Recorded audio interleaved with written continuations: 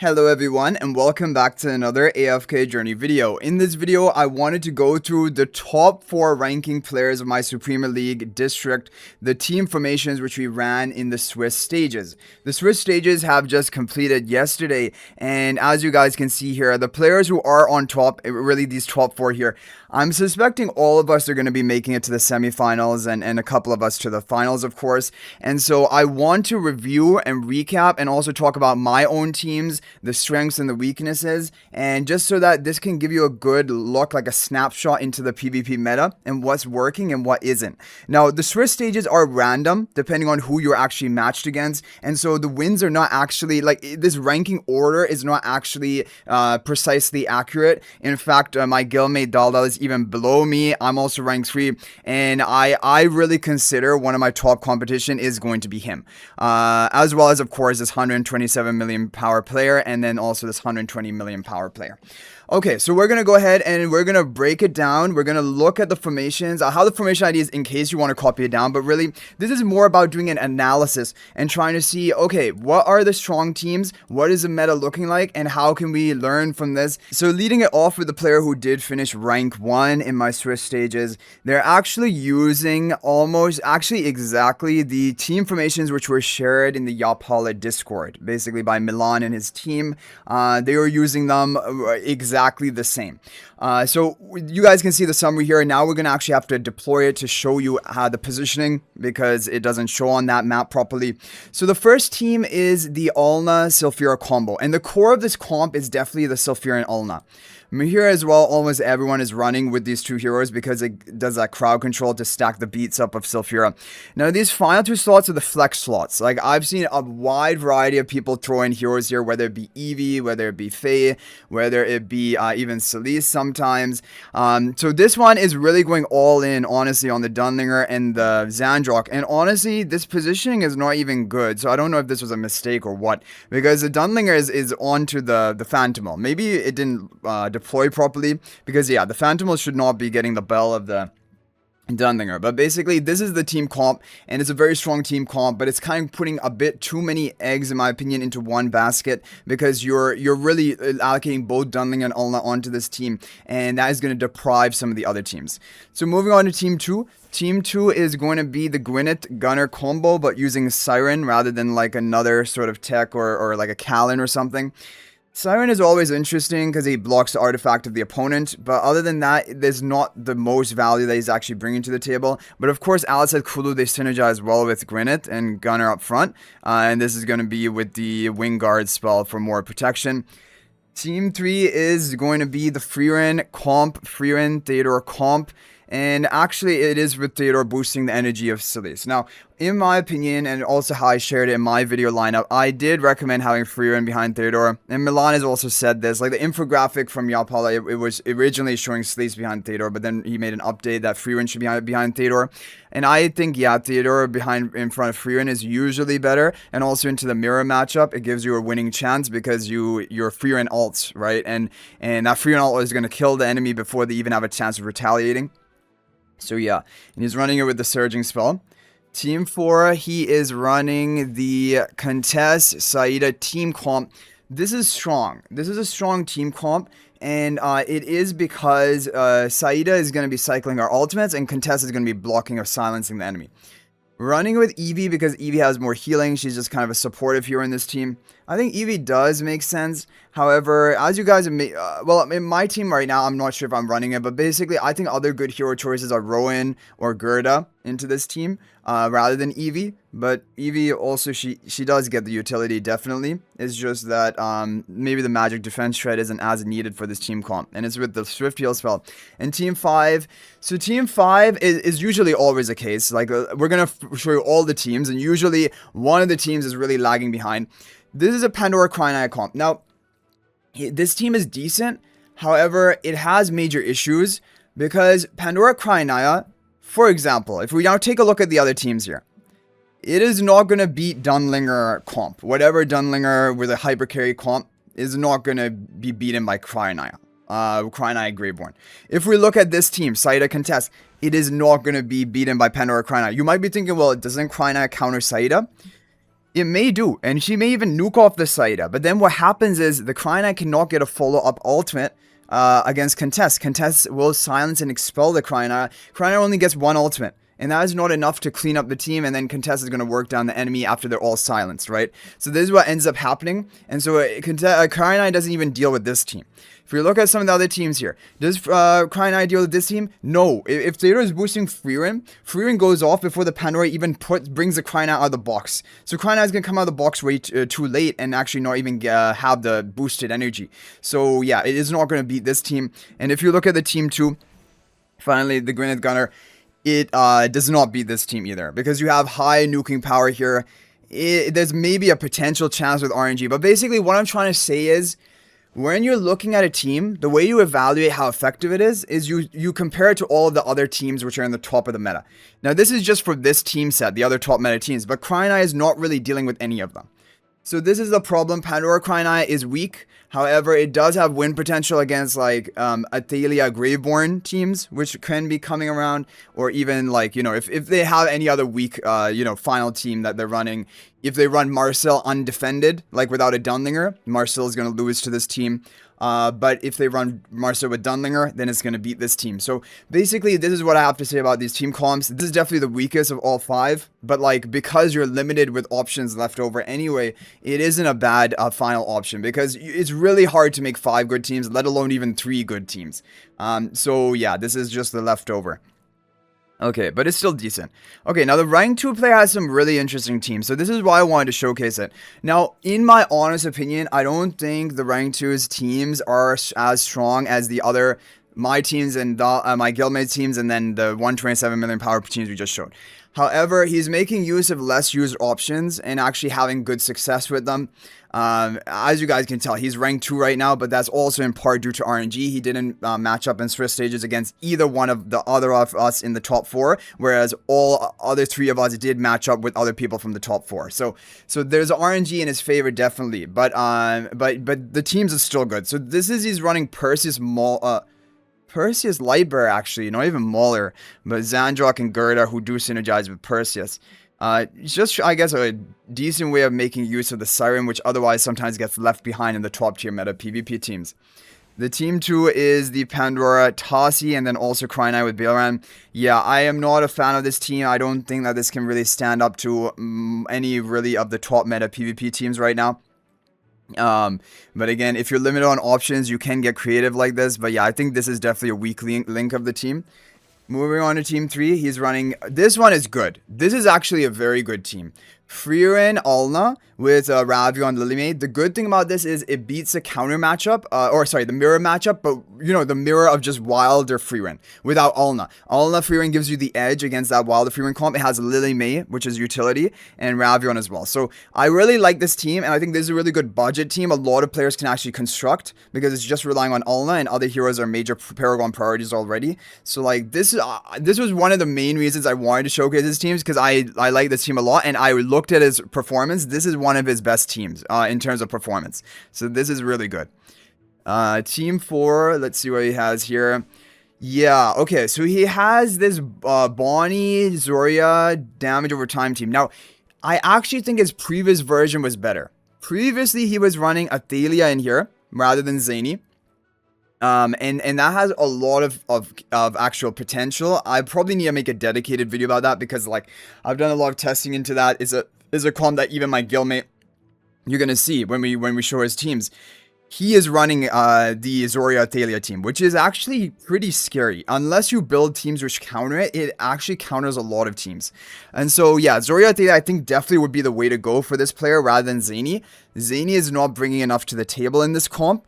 Athalia would give that nuking power and actual win potential into a lot of teams. So, but anyway, I mean, it was still an interesting option, because it's like a player who doesn't have, you know, if you didn't have Athalia even, and you wanted to run a comp like this, he's having reasonable success with a team like this. So this is still an interesting team to showcase. And then finally, team 5, he's running the Dunlinger, so he's really stacked his team 5, which, you know, sometimes things like these can work.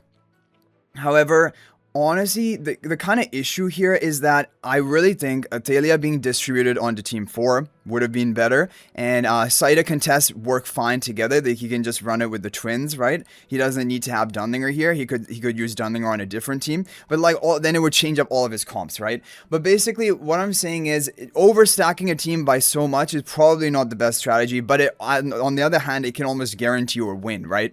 And into almost anything. Dunlinger protecting contest is very interesting because it basically buys enough time that contest is gonna be expelling and silencing all enemies.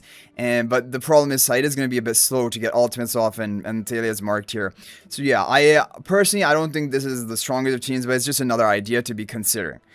Okay, so now we will move on to my team. So here's just a preview of these teams.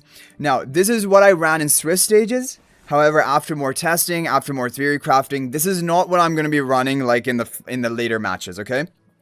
Actually, what I was doing in Swiss stages is I wanted to do a little bit of testing. In group phases and Swiss stages, I'm basically doing testing. I want to see how different team comps are working. And I know now what are the strong teams, what are the weak teams, and what I need to do. So what I decided was for the Swiss stage, I'm going to run my 3 Supreme Arena defenses on the first 3 maps. And then on map 4 and 5, I'm just going to throw in wait, did I run on the first 3 maps or did I mix things around? I did run on the first 3 maps, yeah. But then on my map 4 and 5, I'm going to be using whatever leftover options I have. Now, this can be a strategy, and this can actually be a very effective strategy for players who are limited on their box, or just trying to go for your 3 guaranteed wins as best as you can, and then your leftover teams, maybe if they get a favorable matchup, they can pick up a win. Otherwise, they're just gonna end up losing. So here we went for the Himmel free run combo with Gunner contest, Talene as well to be giving more power renewal onto the Gunner. This team is definitely decent. However, going forward, I'm not going to use this in my final matches. The reason for that is it's over-investing. As you guys see here, it has Gunner, Contest, and Freerun all on one team. All 3 top-tier meta PvP heroes. And I thought that potentially if this could be a guaranteed win against any enemy team comp, which was what I was thinking. I was thinking that this can win almost into enemy team comp. And it almost can. It almost can win into any team comp. However, it can't quite. There are some teams, especially also with RNG. A great example of this is my guildmate. He matched me in Swiss stages. And I matched him in Swiss stages. But the 2 matches are fought independently. They're not actually... if for example, you could win on your side, but not on the opponent's side. Because they're individual, basically, instances of it.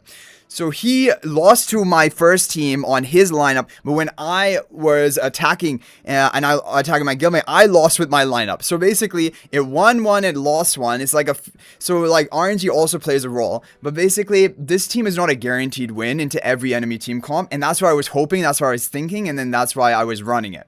But because it isn't, I can't afford to run it, right? I thought it was a guaranteed win, and that's why I was planning to run it. But yeah, this is allocating a lot of resources onto one team, which is usually not a good idea, unless you can somehow guarantee a win. Okay, Team 2. Now, Team 2, Ulna, Sulfura. This is a good team comp. Obviously, you guys know it. Eevee as well for healing and buffing. Now, from my experience, I'm going to tell you my full findings transparently. I'm not going to tell you what I'm going to be replacing things with, because I want to keep things a surprise, right? Because I'm also being competitive about this. But from my findings, I don't think Eevee is the best hero to be having in here. The other 4 heroes, definitely. Hepler for protection of Sulfura, and then Mihira, definitely. But Eevee is not my favorite hero here. I don't think she actually offers or brings enough to the table. She's kind of like, Eevee is a hero you can slot into multiple teams, but maybe there are better options out there that you have to consider. And I definitely have something in mind. So, and it's not Faye. I tried Faye in the group stages. It was good. Like, I won all my group stage matches, but then I was like, I don't know if Faye's actually doing enough. And then Eevee, I don't know if she's doing enough. So I'm on the search for basically that final member which might be better for my team comp. A lot of people do like Zandrok here rather than Eevee. Zandrok is good. I'm just a little bit scared of the mirror matchup because mirror matchup Mihira delays your Zandrok. That is a bit problematic. However, some people say it's still fine. So Zandrok rather than Eevee is definitely a consideration in this team. Team 3. So this is my Dunlinger Grinnith comp. Now, this comp is a little bit on the weaker side, but it's still strong. And this actually got my wins. I didn't lose a single match with this team comp. So this is not a bad team comp. Definitely not. But it's like you're not having Gunner with your Gwyneth. That is a bit of a problem because I was all-inning on the team 1. But this team still offers good enough protection with the Dunlinger. Basically, the enemy cannot ult you. And you still have Alicet, you have Kalin, you have Kulu, you have Wingard spell. So you have massive protection for the Gwyneth in this comp. It's still a very strong team. And I'm running in my Supreme Arena defense. But for the number of basically for allocating Dunlinger as well onto the squad, it's a little bit overkill. You would want to try to move Dunlinger around to a different team if possible, or maybe even bolster this team up more by having Gunner added rather than one of these heroes. But yeah, this is a solid team. It's an option definitely, and if you don't like have Gunner or something, definitely Dunlinger works very effectively with Gwyneth. But I think Gunner is probably the best ally of Gwyneth, and you should probably always be running Gunner with Gwyneth. That's kind of what I learned. Okay, Team 4, you guys can turn away, close your eyes, because Team 4 was my leftover slop. And this was a team that basically, it actually did something pretty interesting. Against the opponents who are lower powered than me, it got win. It basically always won, and also it won quickly. And winning quickly is also a condition for you to actually determine your ranking order. So like the difference between me and my guildmate Dal, I'm ranked 3 and he was ranked 4. The difference between us, we were both 14 wins, was that I had more surviving allies and I had quicker clear time. So yeah, this team column did decently for that, but overall, this is not a good team. This was just because we had leftover things. It would be better if I ran like Theodore with a Freerin Wilder comp. That would have been better than Marcel. Marcel is not really, because basically Marcel is unprotected here and she dies really quick. But basically this is what I was running for Team 4. And Team 5, I was running this team and I was partially running it for testing purposes. And now I know this is not good enough. This is not a good enough. This is still good for like players who are budget players. Like if you don't, if you're limited on options, Baelran, Rowan, Twins, and maybe even Slace. Slace is not even needed. You don't need her necessarily. But just that core combo of Twins, Rowan, Baelran is a very strong combo that a lot of people are having success with, even at a lower level of investment. And definitely if you throw Saida into the mix, it's even stronger. But the thing is, when we're talking about the top tier meta PvP teams, this is not good enough because it loses to Saida contests. And that's what I was trying to figure out. Can it win against Saida contest? It can't. Okay, so that's already out. It loses to that. It loses to Wilder Freerin. Theodore Wilder Freerin. It loses to Alna Selphira, of course. What else does it lose to? What other options are left? It beats Graveborn Athalia, which is one of the top meta teams. It beats Graveborn Cryonia, Pandora Cryonia. That's one of the leftover teams, and it beats Gunner Gwyneth. There's some RNG to that, but generally it definitely has potential of beating Gunner Gwyneth, unless they have Dunlinger. If they have Dunlinger, then yeah, you're not going to win. But yeah, so overall, I'm not happy with this team. I thought it had a chance of measuring up to Saida contests, but it doesn't. So it's just better off running Saida contests. Forget about Baelran for right now. But if you're limited on options, definitely a team like this is good, or just Baelran alone doesn't need to be the Saida here. So that's my findings for here. Now, most interestingly, best for last, we have my guildmate Dal, who he is really smart and strategic sort of PvP in everything. He's like one of the global first AFK stage push clearers. He's always like top of the ranking in Dream Realm, Titan Weaver. If you guys watch any of my videos, you know about him. He is always #1 in practically everything. He is also very dedicated to PvP. He does a lot of duel testing. Like sometimes I see my history log on my duel battle, and like every single match is from him. And trying all of these different team comps, and he comes up with some crazy, some really out there teams, but like some of them just really work. So I think you're gonna find this probably the most interesting going through his teams, and no doubt he is gonna change them up by the time we move on to the finals, semifinals, and finals. No doubt he is going to move on. He's going to change his teams. There's no question about that in my mind.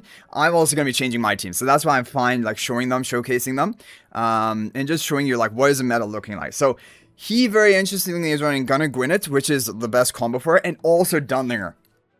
The thing about this is that it has a lot of allocation, dedication, investment into this comp by having both Gunner and Dunlinger in it.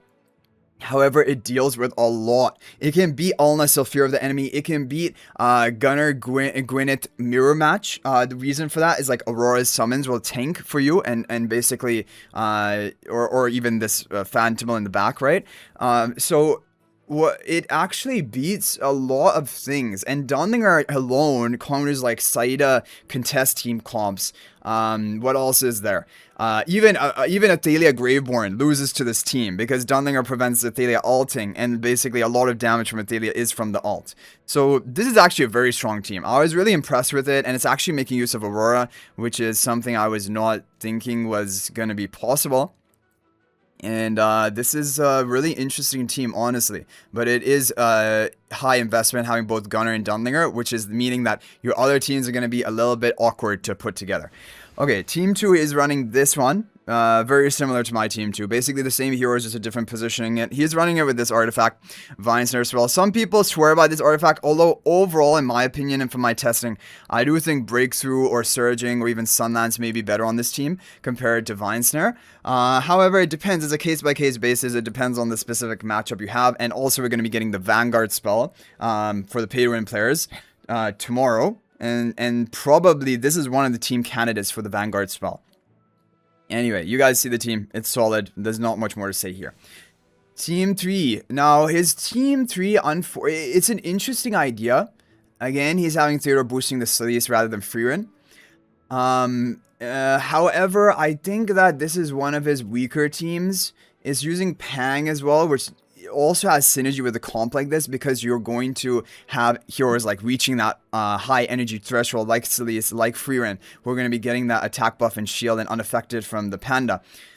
Definitely this is a good team, don't get me wrong. However, running like a Ravion here rather than Pang, and he does have Ravion free. From my testing, I felt like Ravion was always better. I don't know what he was. Maybe there were some team comps, some top tier meta team comps that Pang was actually managing to beat, and that's why he's sticking to this team. But like, I don't know. I just felt like Ravion was a better choice compared to Pang in this team, especially because it's available. Moving on to Team 4. Now, this is the really interesting team, guys. This is the really interesting team, and actually, it has a lot of potential. I did a lot of testing into this, and basically this team can beat the standard Gunner Gwyneth lineups that people have. Like just Gunner Gwyneth, Aliceth, Kulu, Callan, like without Dunlinger. This team beats that actually pretty consistently because your Pandora is going to delay the Zoria, and then Zoria is going to have at least 2 lives, right? And then she's going to drop down and deal high damage because Pandora's energy boosted her, which converts into like 100% attack buff. You have the Neuro for an additional life, and you have the Thalia for damage nuke, and then you have Igor for jumping around stalling. And the Surging spell is so good in these soul comps because even when your whole team is dead, it still deals your whole team attack basically, even the ones who have died. Like, because it hits so hard. And every 12 seconds. And Zora is just sitting there, Athalia is just nuking, and you're just going to get these periodic Surging spell procs, which are dealing massive damage onto the enemies, and Athalia's ultimate just picks off enemies one by one. And I thought Gunner Gwyneth would have no chance of losing to a comp like this, but Zora actually stalls just long enough, that Athalia actually picks off everything. Quite consistently. So this team is really interesting, and it really makes me regret the fact that I swapped my Zora into Hepler, because as you guys see here, my Zora is only Paragon 1. I put it back on my wish list. I used all my epic letters and my regular letters I had saved up. We got it only to Paragon 1, because I was thinking maybe if I got a Paragon 2, maybe then I would try it. But like, honestly, this comp is good, but it's also counterable. Don't get me wrong, there's definitely counters, and it can be dealt with. However, if you don't plan to deal with this comp, it can really come in the back door and just mess you up. Like, this is what the comp does. If you're not expecting and planning and building your teams to be able to deal with this, like having all your teams be able to also beat this comp can just pick off easy wins. And it's using basically leftover heroes. This is the other thing. It is a low investment team. It's using like these Graveborn heroes and Pandora who top tier meta PvP players are not using anymore, and then you just have it. And yeah, really interesting, really good team comp, and I definitely would have to consider this one of the top tier meta PvP teams. Not the S tier, but maybe the A+ tier, right? Which is good enough for leftover teams. This team is really good. This was a really good team, very interesting, and I was really impressed with this team. He's running with Breakthrough Spell. It's not actually necessary that you run Breakthrough. Like, other options like even Surging Spell would be fine. Now, the thing about this team is Saida is going to cycle her ultimates. You have the Contest here. Contest gets another life from the Aliceth. That's really actually important. Alicet's also going to be nuking the enemy. So like in a mirror matchup, things like that. But if they don't have Alicet, they just have standard Twin Saida. This actually wins pretty easily. If they begin nuking things off in the back. And the additional life on a contest is kind of almost needed, because other than that, contest doesn't have another backup plan if she dies once. You really need to keep your contest alive until she silences all enemies. And Gerda is jumping right into a perfect position to be healing up your team. Gerda is really good in this Saida Stroll comp because she just provides that permanent healing hot spring onto the ground for your team.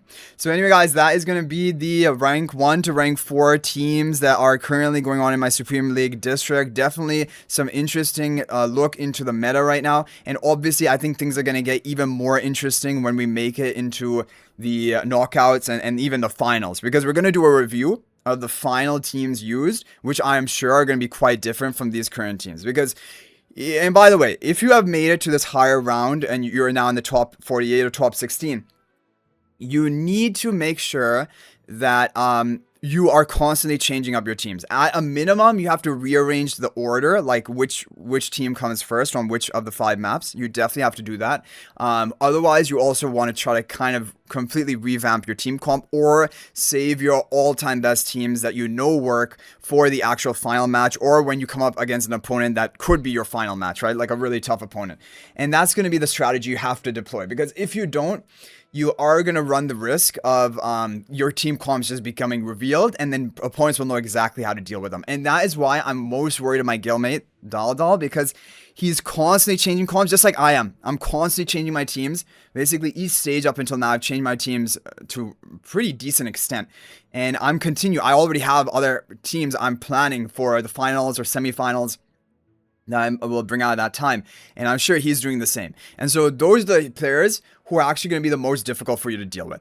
The players who are constantly changing things, constantly testing things, constantly improving things, so you never know what to expect. If a player just keeps their teams locked in, like for example the rank 1 right now, in groups in Swiss, he's kept the teams exactly locked in the same way. So probably he will change it out eventually.